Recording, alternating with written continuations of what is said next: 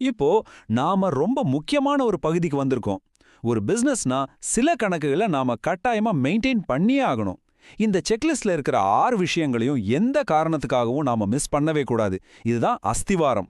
சரி, அந்த 6 விஷயங்கள் என்னென்னன்னு ஒன்னொன்னா பார்க்கலாம். 1. நீங்க என்ன பொருள் உற்பத்தி செய்றீங்க? 2. உங்ககிட்ட என்ன சரக்கு உள்ள வருது, என்ன வெளிய போகுது?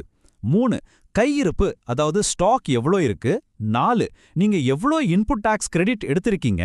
5. நீங்க கட்ட வேண்டிய மற்றும் கட்டின அவுட்புட் டாக்ஸ் எவ்ளோ? கடைசியா அரசாங்கம் சொல்ற மத்த விவரங்கள். இதெல்லாம் சேர்ந்தாதான் உங்க பிசினஸோட ஒரு முழுமையான படம் நமக்கு கிடைக்கும். இங்க இன்னொரு முக்கியமான விஷயம் இருக்கு. இந்த ரெக்கார்ட்ஸ் மெயின்டைன் பண்ற பொறுப்பு உங்களோட மட்டும் முடியல. செக்ஷன் 35(2) படி உங்க குடவுன் ஓனர்ஸ், டிரான்ஸ்போர்ட்டர்ஸ்னு உங்க பிசினஸ் பார்ட்னர்ஸ்க்கும் இந்த கடமை இருக்கு. சொல்லப்போனா இது ஒரு டீம் கேம் மாதிரி, ஒரு கூட்டு பொறுப்பு. நீங்க மட்டும் சரியா இருந்தா பத்தாது, உங்களை சுத்தி இருக்கிறவங்களும் சரியா இருக்கணும்.